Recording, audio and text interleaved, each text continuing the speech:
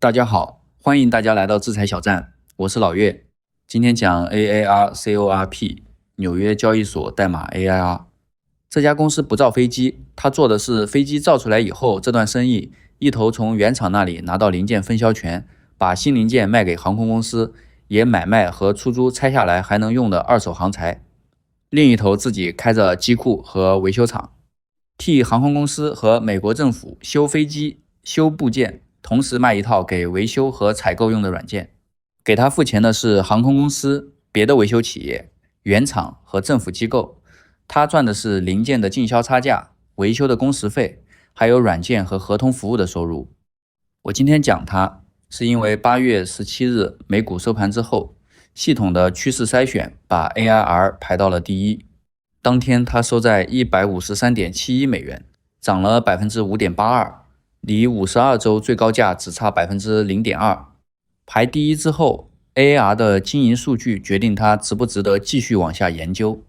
报告后的第一个交易日，开盘和入场规则决定 153.71 这个报告日收盘价能不能追进去。公司和股价这段时间走在同一个方向上，零件分销和维修两块业务都在增长，利润也跟上了，但增长里有一部分是买回来的，现金、库存和股本稀释这几项得盯着。股票方面，它当天过了系统全部的硬条件，属于报告日后的第一个交易日要按规则确认的候选，不是可以直接市价买进去的票。要判断这个增长是不是真的，看一笔钱具体怎么进来。载体客机上常见的 CFM LEAP 发动机有一批高频消耗件，飞够小时数就要换。这类零件由 Woodward 这样的原厂生产，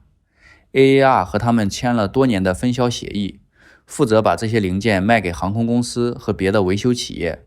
协议对外披露的是这段分销责任，没有披露零件的货权什么时候转到 AAR 名下，经济条款怎么算。航空公司为拿到这些零件把钱付给 AAR 要不要囤货，囤多少，留到看库存那段再讲。同一架飞机到了大修的时候，可以整台送进 AAR 的机库，航空公司为这次维修再付一笔工时费和材料的钱， AAR 承担的是技师、厂房和设备，所以他靠两条腿赚钱，卖零件的差价，修东西的工钱。财报要回答的是卖零件和修飞机这两块有没有一起把收入做大，以及做大之后每多进来1块钱，最后能剩下多少利润。截至今年5月31日的这个财年，第4季度销售额 9.28 亿美元，同比增加 23%。 拉动它的是商业航空的售后需求，商业客户这一侧涨得更快，政府客户也在增长，只是明显慢一些。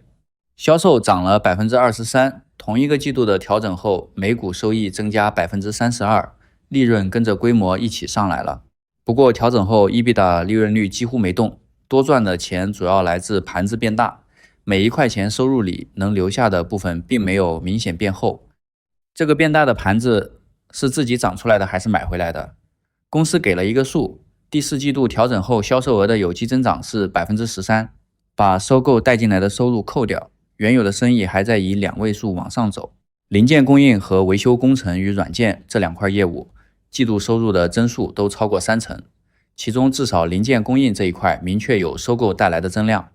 所以不能把分布增速直接当成有机增长。到这里，公司在变好这句话站得住，那 23% 里由收购贡献的增长，还要看第2年能不能延续。收购确实把收入放大了，这个财年 AAR 完成了 HECO Americas 和 ADI 2笔收购，商业客户那部分增量里有他们带进来的收入，收购来的收入是真收入，只是这种增长第2年不会自动再来一次，所以判断这家公司好不好，眼睛要放在有机增长，那 13% 会不会掉下来。现金的转化偏低，公司自己口径的调整后经营现金只相当于全年调整后EBITDA的 24%， 这不是说剩下那70%多全被库存吃掉了，利息、税还有其他营运资金项目都会占用现金，但不管猜到哪一项，这个比例本身就偏低，经营活动产生的现金流同比大幅改善，不过是从去年一个偏低的基数上来的，转化率还是不高。另一项要盯的是库存，一年涨了 21%。航材分销这门生意本来就得先把零件备在仓库里，客户来要的时候才能马上发货，所以库存跟着生意一起涨，本身不自动等于坏事。但备下的货就是压在仓库里的现金，所以有2件事要一直追：周转快不快，账面价值要不要往下调。10K 把慢周转库存的减值判断列成关键审计事项，理由是这些零件将来能不能按账面价值卖掉，取决于机队怎么用，需求怎么走。如果某个机型提前退役，为它备的那批零件不会一夜之间变成废铁，可是周转会变慢，最后可能要打折处理。这不是已经发生的事，是接下来要盯的一个风险点。股本也在变多，稀释后股数同比增加了大约 11%， 同一个季度调整后每股收益增长 32%， 调整后盈利的增速快过股数的增速。股数变多的另一面是老股东手里每一股代表的公司份额被摊薄了。还有一层要提醒自己，前面这些每股收益、利润率都是调整后的口径。第4季度按会计准则算的经营利润率同比是往下走的，这个口径里含着收购、摊销和整合这些费用。同一个季度的调整后 EBITDA 利润率同比小幅上升，这个口径把其中一些费用排除在计算之外，两者不是同一个利润率指标，不能直接比谁高谁低。方向不一样，说明调整项目会影响我们看到的改善幅度有多大。收购、摊销和整合这些钱是真花出去的，不是账面游戏。整合一家收购来的维修企业，管理层说协同和利润率会继续改善，那是前瞻性的说法，还不能当成已经实现的事实。缓和的一面是净杠杆仍在能承受的范围，对一家刚做完2笔收购的公司来说不算紧张。这些风险修正的是什么？他们不推翻公司在变好这个判断，改的是这个判断的成色，也给出了它什么时候会失效。有机增长明显降温，海口的整合迟迟没反映到利润率上，或者现金转化一直停在2成多，而库存和债务继续往上加。出现哪一条我都得回来改这个结论。财务这一层的结论有了边界。8月17日的筛选还需要解释 ARR 为什么排到第一，这个第一又有多少分量。这个第一是从多大的池子里挑出来的，当天的股票池是2666只，跑完完整流程后触发信号的有484只，其中基本面评级到强的278只。这个漏斗是一个研究筛选的过程，不代表资金往哪流，也不是几个不同账户的组合。报告最后标成推荐的只有2只， ARR 是这2只里排第一的。这个2不是漏斗的第4道门槛，它是仓位算出来的。当天市场状态 BOL 满分4分，系统给的持仓上限是6只，账户里已经有4个持仓站着，只剩2个空位。报告就把排在最前面的 ARR 和 OIR 标成推荐。再往后的 COT 和 OCAT 评级同样是强，只是空位用完了，只能标成备选。ARR 当天有2个信号 VCP 和 PP， 屏幕上这张是它最近60个交易日的日线图，从5月21日画到8月17日。系统里的 VCP 只看价格，它把最近60个交易日依次分成30天、19天和11天3段，每一段算一个波动幅度，这一段最高价减最低价，再除以这一段收盘价的平均值，换算成百分比。AAR 这3段的百分比逐段收窄，最后11天这一段的百分比只有最初30天那一段的 0.37 倍。这60天里，最高价出现在8月6日 154.00 美元，最低价出现在5月21日 105.00 美元。从最高价往下算，最低点比它低 31.8%， 这不是某一次回调跌了 31.8%。系统也没有给 ARR 另加一条成交量收缩条件。PP 捕捉的是放量的那一天，就是8月17日本身报告日当天最后这根 K 线。当天成交量1519335股，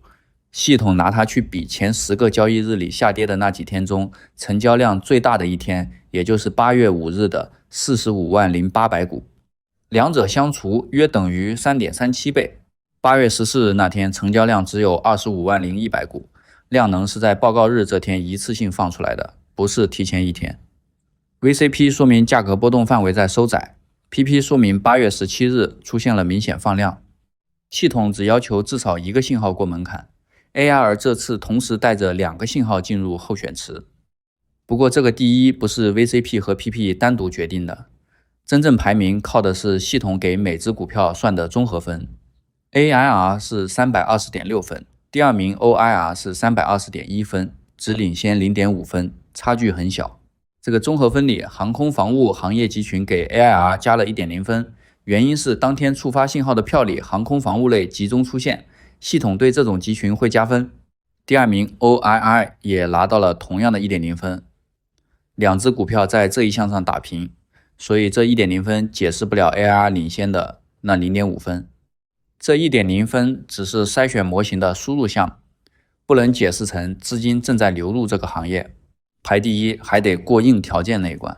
防最高有3条，股价相对 EMA 200的偏离不能超过 130%，AIR 是 36.7%，RSI 不能超过 85%，AIR 是 63.9%，